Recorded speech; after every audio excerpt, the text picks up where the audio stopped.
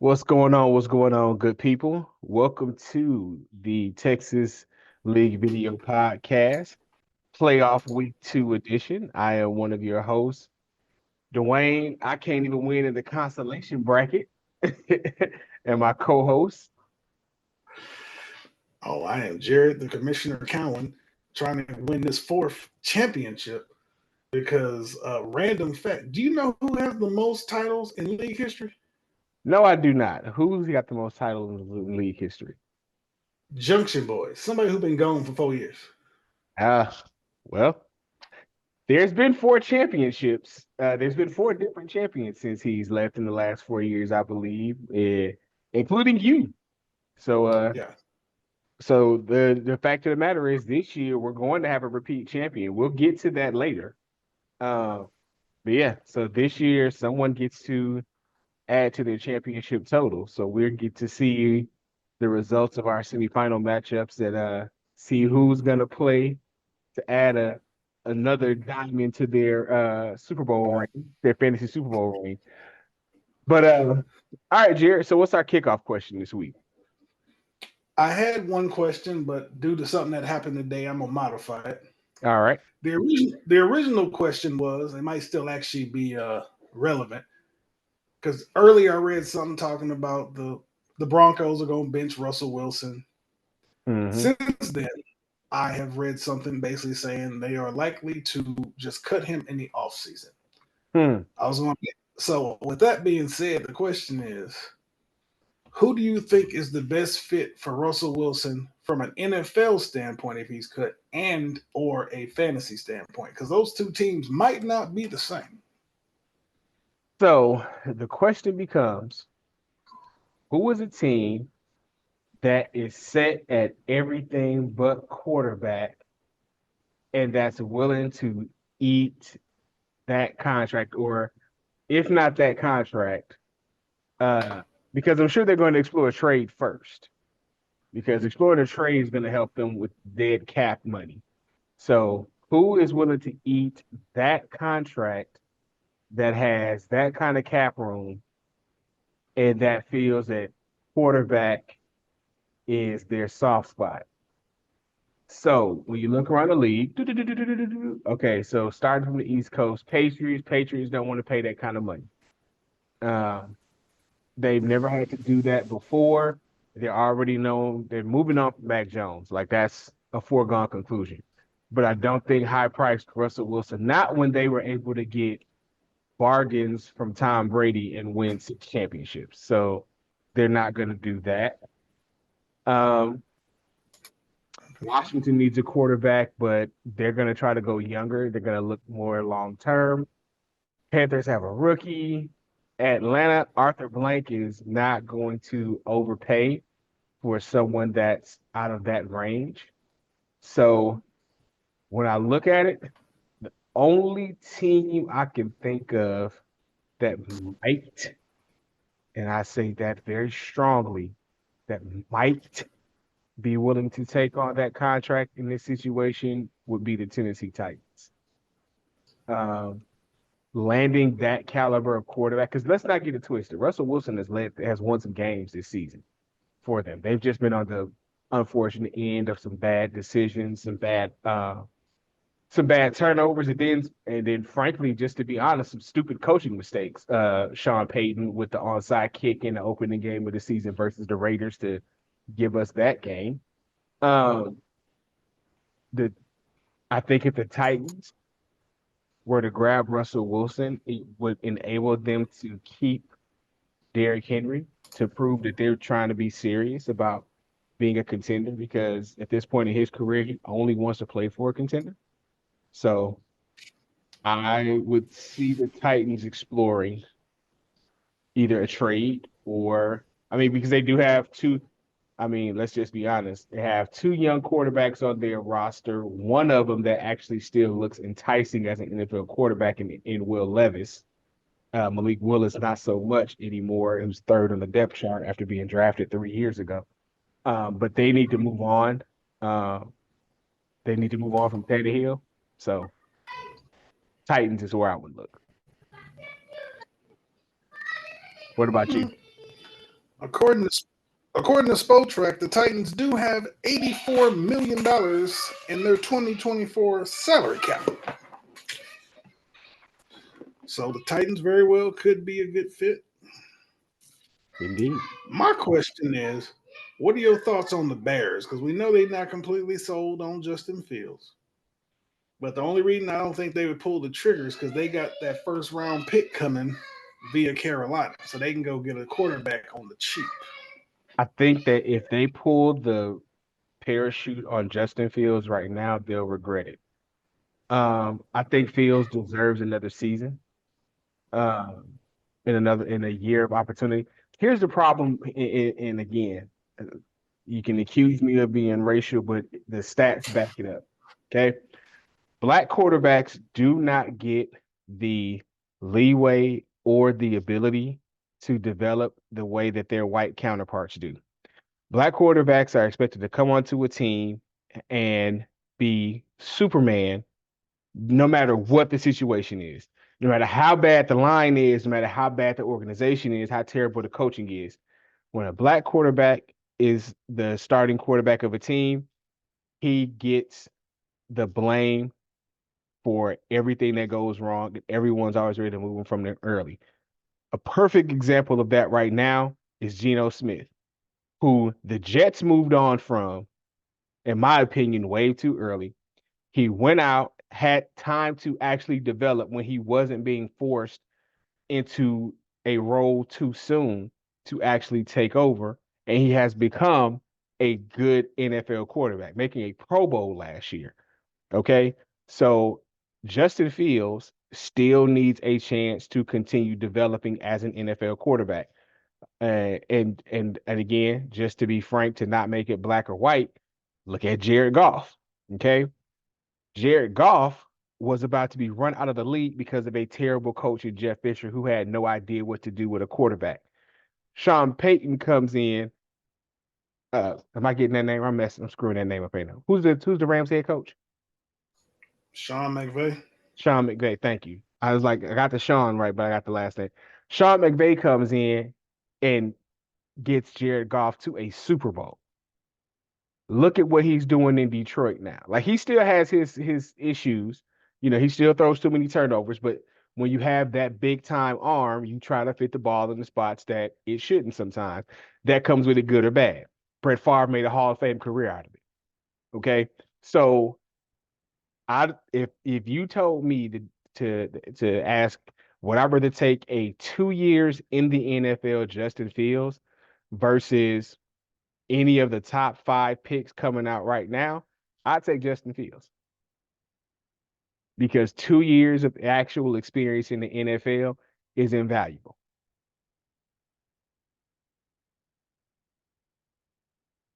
So, Something I need these people to stop doing is calling every quarterback that comes out a generational talent. I need them to stop that right?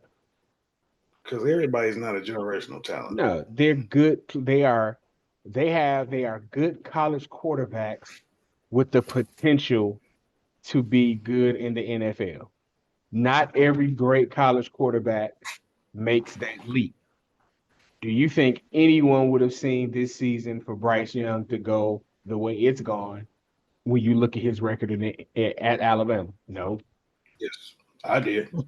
I mean, those of us that actually know, He went to Carolina. I didn't expect a whole lot out of him.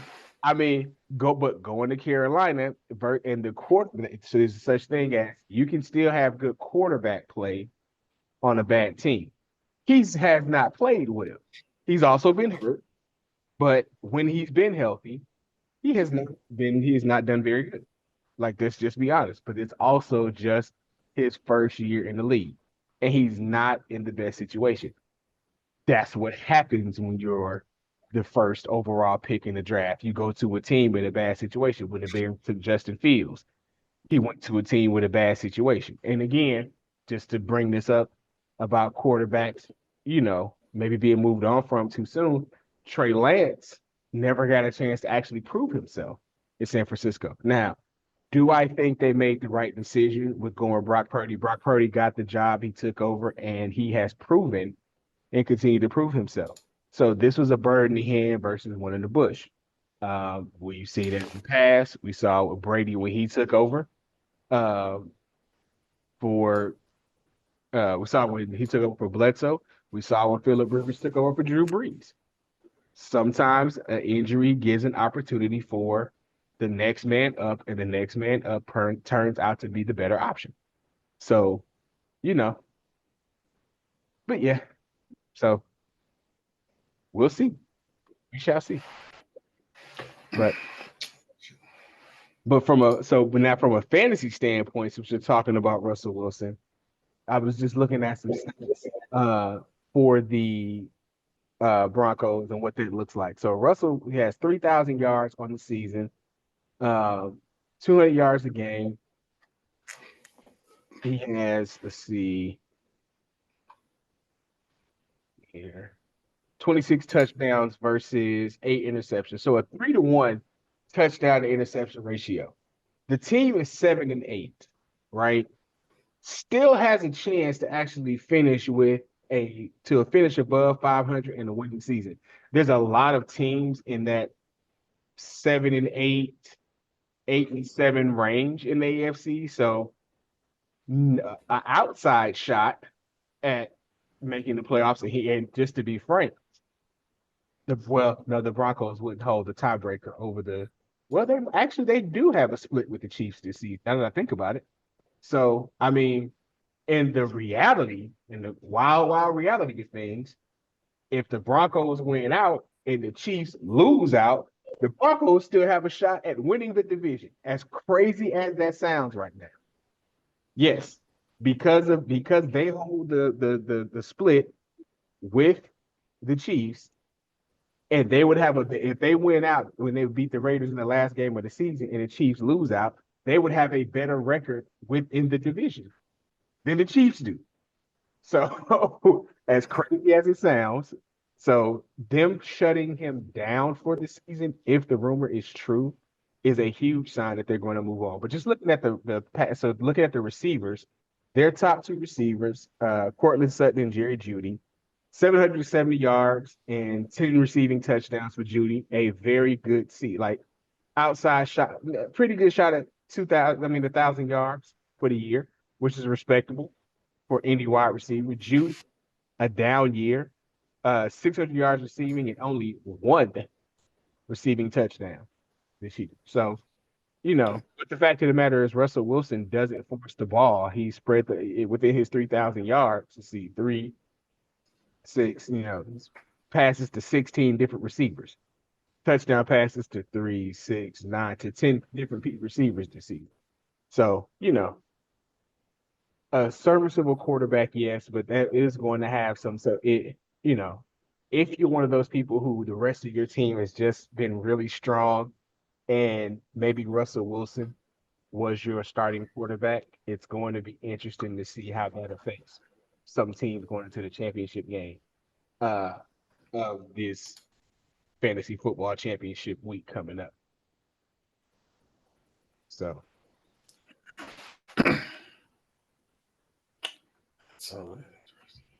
Anything else before we jump into last week's matchups?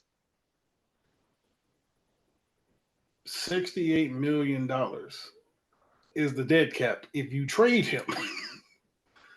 Right. What's the 85? 85 if they cut him, right? So, and they got to make a move before, because I just pulled up his contract on Spotrac, and it says $37 million becomes guaranteed on the 5th day of the 2024 league year. So they got to trade him or cut him by that point. Yes. Any GM worth their money gonna say we're gonna sit back and let them cut him. Exactly. But here's the other part, though, is that, and again, this is rumors that I saw later this afternoon. It seems that the dispute came down to the issue much like it did with Derek Carr last season, where there is a injury guarantee clause that kicks in. If he's hurt this year, his 2024 guarantee kicks in early. whether he's cut, trade, whatever, right? So much like the Raiders did last year, in order to protect themselves from not having to deal with that, with not only having a dead cap space, because that's the dead cap is going to be the dead cap, but actually having to still pay the quarterback that they want to get rid of becomes the issue. So apparently they asked him to waive that injury provision of his clause. Of course, as a professional, he was like, screw you, go kick rocks, or whatever nice guys like Russell Wilson would say. Um, Sierra, pray for you, something like that. Uh, but I'm sure he respectfully declined, because why would he? One thing I can tell you about anything with a business, and you know this: first, sports is a business first. No matter what everybody thinks, it's a business first. The billion-dollar corporation that, or family, or whoever that own, and I believe isn't it the Waltons that own the Broncos now? Some of the Yeah, they Walton bought him. family. Didn't Yeah. they buy him a So couple years back? yeah. So if you don't think that the billion-dollar, multi-trillion-dollar earning over the last whatever years, Walton family knows that in order for you to keep the money flowing, you do what's best for the company first. You better believe that in order for you to protect yourself, do what's best for yourself first, because the company's always going to do what's best for itself. So Russell did what he did to protect himself, and the company said, okay, well then our next move is X. And that's fine. Both sides are supposed to do what's best for them when they come to this kind of impasse. If they cannot be any middle ground, that's fine. But anyway, all right, let's jump into last week's games.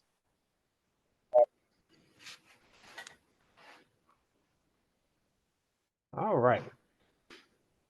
So last week we had two semifinal championships. So let's take a look at our first game between two former champions, which was Ed Corn versus the Big Green. This was one of the closest matches that I can think of in the 12 or 13 years that I've been here for the playoffs. Break it down for us, Jared. Oh, well, simply put, it was a very close matchup. And I believe that the deciding factor was none other than DJ Moore. Yep. Our third co-host decided to come turn the lights off. Little boy. DJ Moore got banged up in the game. Mm-hmm. And he didn't lose by a whole lot. If DJ Moore doesn't get banged up, I think that would have been just enough to get her over the hump. I'm going to give you one better. That one. The Dallas defense has also done some carrying for her team this year. They did not do what they usually do, which we didn't expect against a Miami team that is able to score the way they score. Her tandem of Tua and Tyreek put up about 30 points when they were known to put up 40 and 50. Which was actually, that number one QB wide receiver combo. So they got 29, 30 here and 30.3 here. Like the matchup was extremely even. Like it was so even. She lost by less than 1 point. And I'm going to tell you whose fault it is that Mook lost. Brock Purdy's. And I'm going to tell you why. Brock Purdy played so terrible in that game that he was eventually replaced by his backup.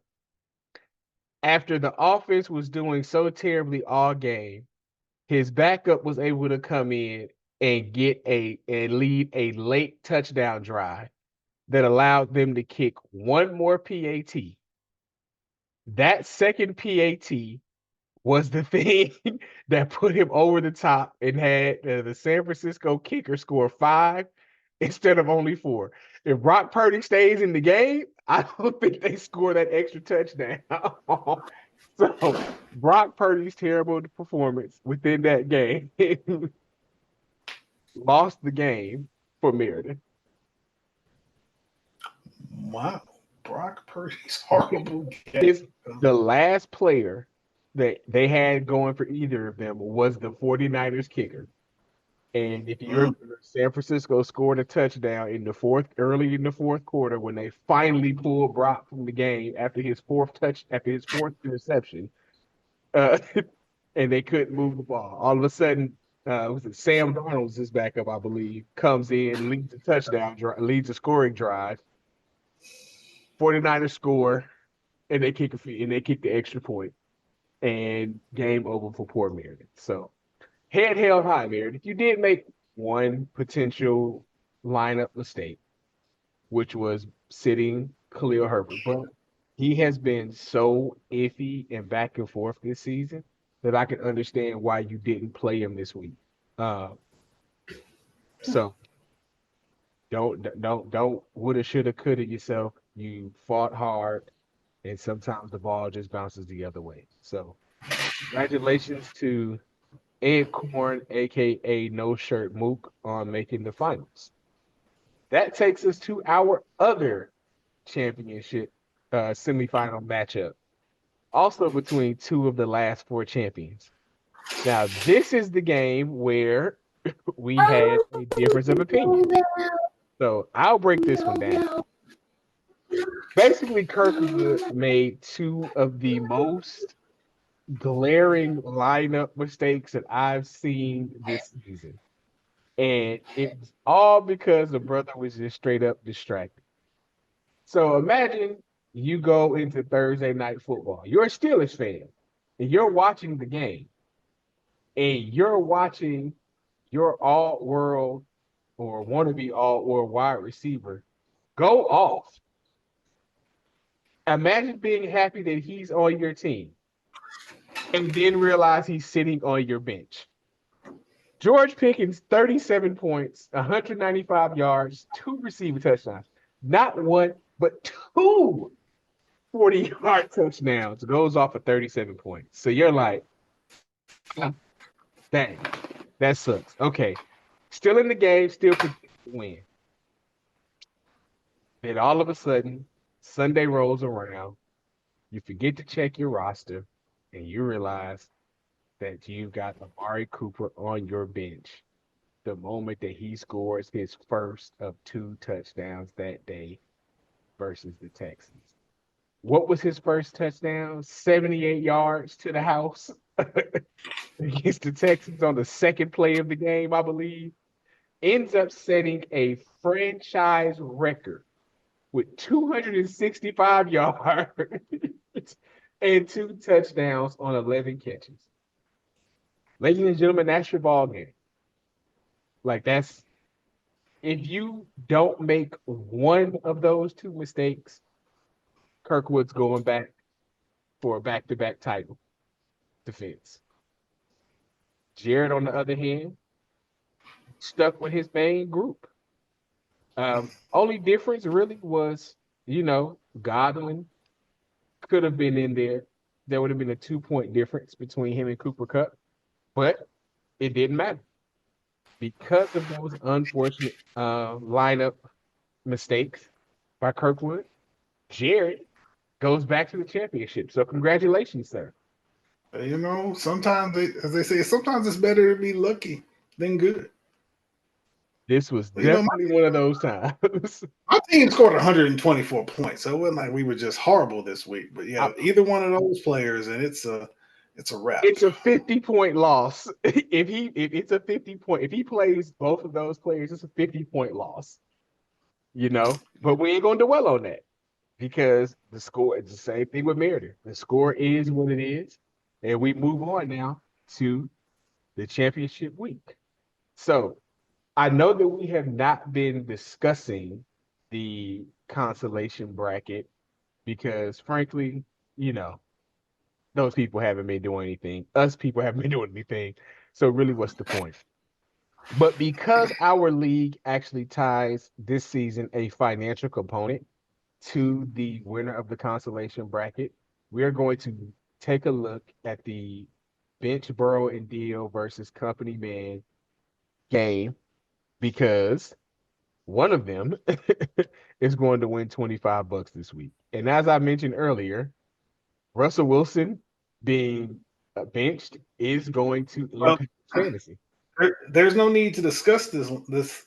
Well, I take that back. He got Justin Fields. I was about to say he don't even have a backup quarterback. He Oh, but has he does. he has Justin Fields. So who do you like? Even with the addition of Justin Fields, who do you like? Uh, I'm gonna even with Justin Fields in his lineup, I'm still gonna have to go with Company Man. Yeah, especially since, he'll have to do something about that kicker situation. Well, he can't add a kicker because our league, there are no ad drops for consolation bracket teams. So That's why consolation bracket. I've got a plan. I'm gonna discuss it with you off camera because I've put together a couple of ideas and fair I enough. want to run it by you before I run it by the league. See how Fair you enough. feel about it. But yeah, I also think Company Man, they had a good team. They just had some, 7-7, eighth, right out of two spots away from the playoffs, basically. So two other games fall their way, they're in the playoffs. But I also like Company Man in the consolation bracket matchup. So let's look at our third place game first, which is the two of the four previous winners, Kirkwood versus the Big Green. Now, they get a little bit of money for coming in second place. I mean, for coming in third place. Uh, and at this point, I think it's about props. So, who do you like in the third place matchup? I'm going with Kirkwood because I know he is going to make sure he sets his lineup this week. He's going to evaluate and he's going to make sure that he puts the best roster out there so that he can at least get third place and get that $50 towards his fees for next year. You get it? I am going to agree with you.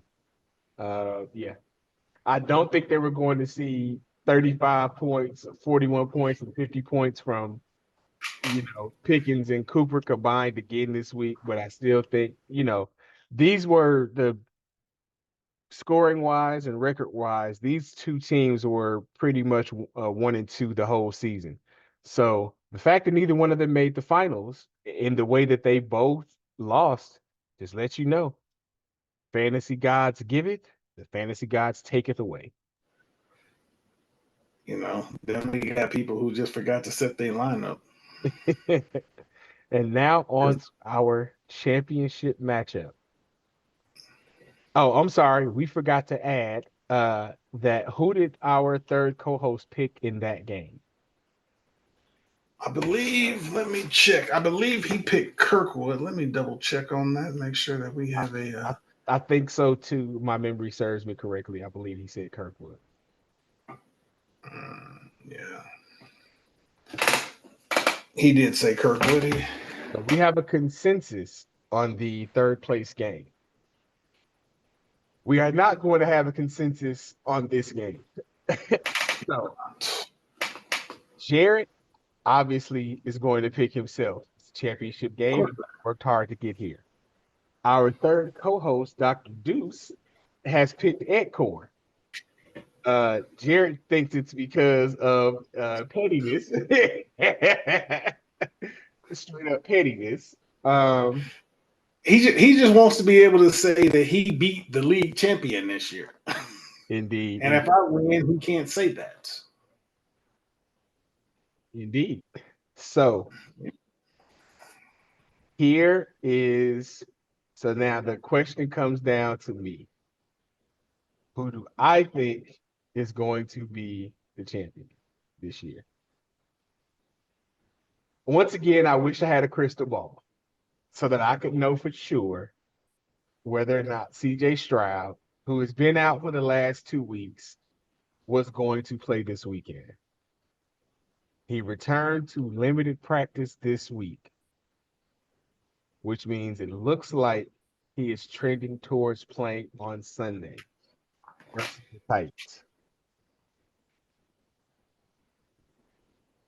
That question mark is the reason why I am picking Acorn. If I knew for sure CJ was playing, I would probably pick Stairway to Heaven. But his CJ's injuries this season. So here's the challenge when you have a talented but injury prone quarterback. If he's playing, you want to start him. What happens if he gets knocked down too fast, too early in the game, and he's out for the rest of the game? Head injuries are serious. Players coming back after concussion protocol, they have a much earlier hook than players that are not coming off concussion protocol. And I think that that's just the big question mark. I don't see any of the.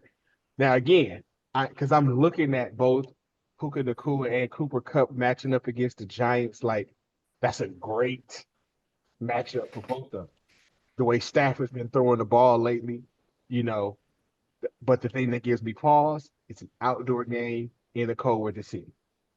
So I don't know if they're going to be able to have the effectiveness of the passing game. I would lean towards yes versus no.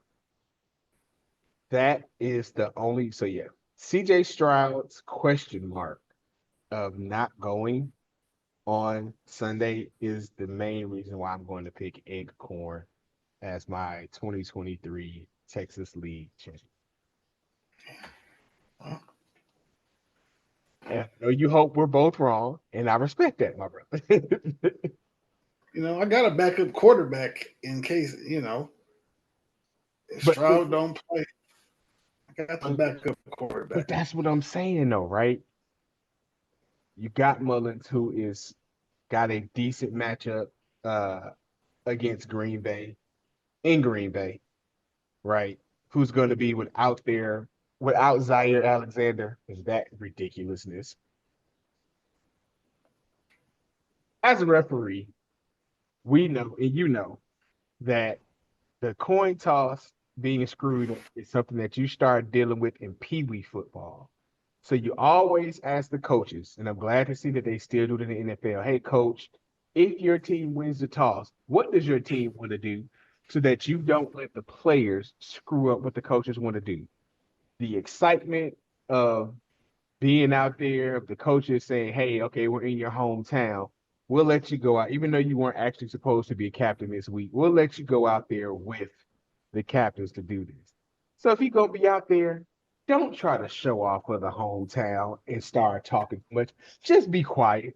Just stand in and look pretty so that your family members can point to you on TV, that the folks in the stands can take pictures and say, that's my cousin. Oh, I used to beat that dude up in elementary school, all the other fun stuff. Don't go out there and almost potentially screw your team up talking about we want to play defense, bruh. That's not even one of the options that they tell you. Do you want to receive or defer? We want to play defense. Did nobody tell you to say that? That's a mistake you make in Little League, sir. Come on now. I mean, it's not as bad as lining up off sides and having a game with a touchdown negated, but it's also not good. But yeah. So yeah. But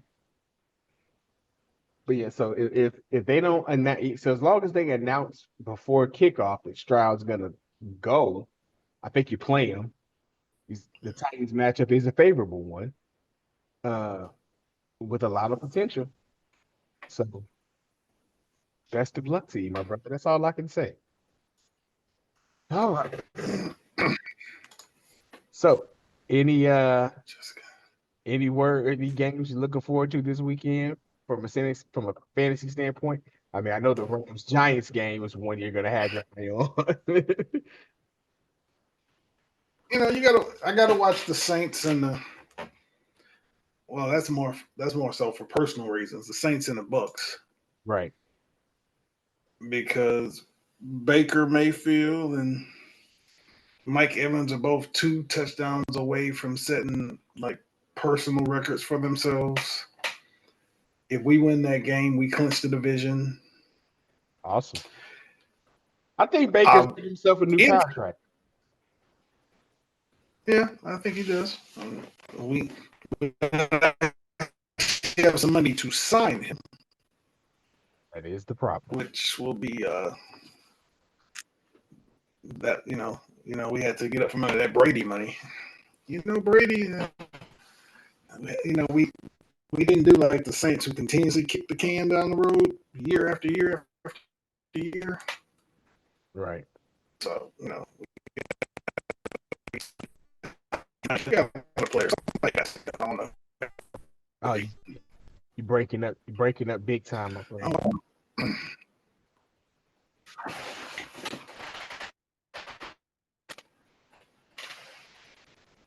I pulled up to who was playing, and I see they released the finalists for the Hall of Fame. Take a look at that real Interesting. quick.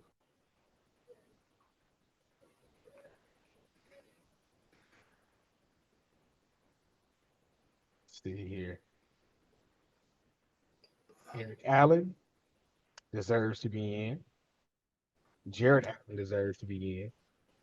Dwight Freeney deserves to be in. Antonio Gates, Rodney Harrison, pass. Torrey Holt deserves to be in. Julius Peppers deserves to be in. Fred Taylor, Reggie Wayne. Here's the problem. Not all of these guys are going to be in. If you had to pick, if I had to pick 5 locks from this list that'll make the Hall of Fame this year, I'm going with Julius Peppers and Antonio Gates. Torrey Holt will finally get in.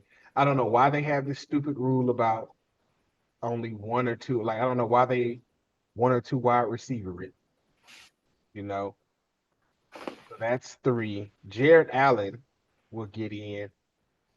That's 4. Dwight Freeney probably gets in. Those are my 5. I think they will make it. But a lot of these guys deserve to be in. Devin Hester deserves to be in the Hall of Fame. Who do you see getting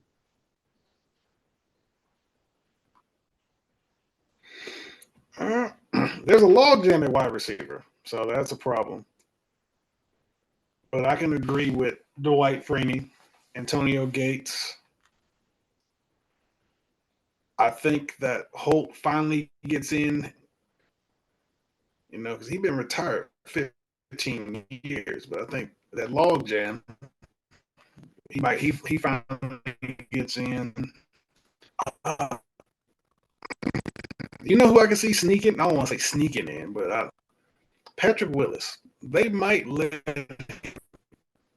first ballot. It's just depends on who voting. Because he had a strong career, but it was a very his short career wasn't as long as some.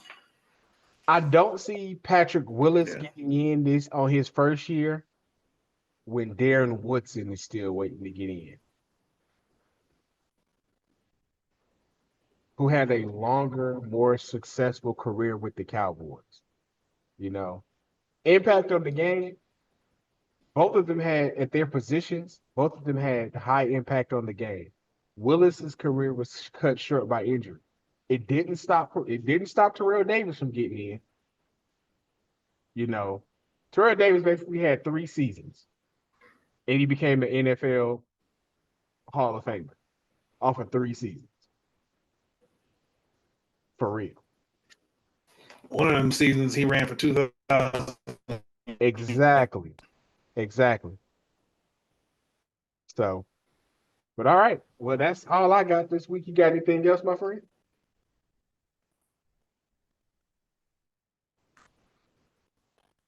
All right. We shall see. Well, this time next week, we will have a brand new league champion. And best of luck to both teams. Best of luck to you, my brother. me picking against you doesn't mean that I don't wish you the absolute best of luck in your matchup.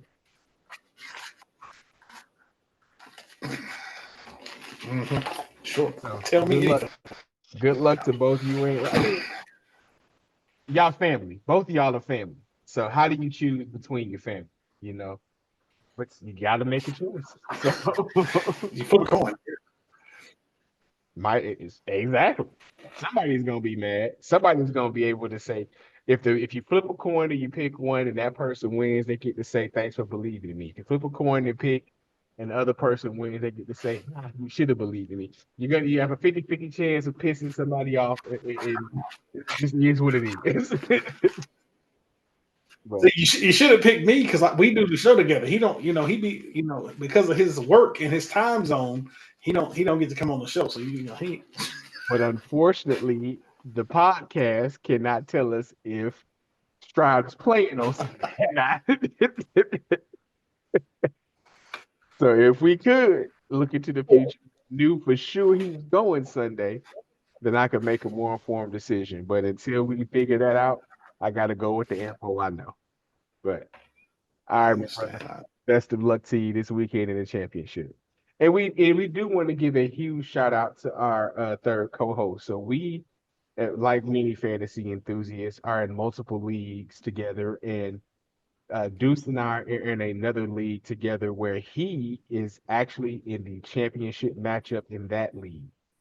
He is facing off against a team that's attempting to do something that's never been done in that league before, which is have a perfect season. So the person he's facing off has only had one even close game this season. He's been winning by an average of 20 plus points. Only game he lost this season was because Gabe was he won a game because it was that time frame of Gabe Davis's 0 points in 3 out of 4 games. His opponent needed Gabe Davis to catch one pass for at least 6 yards, and Gabe Davis caught 0 passes for 0 yards. So so he had a close call. So, he has a chance. So his opponent has a chance to do something that's never been done in our league and finish undefeated, or he gets to play spoiler and get his first championship in that league. So we shall see what happens. But good luck to you as well in your championship matchup, Dr. Deuce. And I'm gonna go somewhere and drink because I'm the only co-host on this podcast that didn't make a fantasy championship this year. So good luck to both That of just y'all. means next. That just means next year you need to let me draft your team. That is a good point. You did draft Dr. Deuce's team in that particular league due to scheduling conflict. So you know what? I'm signing you up to draft my team next season. Here we go. When you draft somebody else's team, you ain't got to worry about it. I think Maybe you that's draft a little bit. you know what? Maybe that's my fantasy weakness because I can set a lineup. My problem is the draft. So you know what? When you can't do You it, know what? Think about it. I've won 3 championships in this league, going for a fourth. 2 of them have come in the first year. The first year of this league, I won the championship. When we had our restart in 2017, right after was it Hurricane Harvey? That was a reset year. I won the league, fresh up. It is what it is. we'll talk about it offline. But all right, we'll see y'all next week. All right.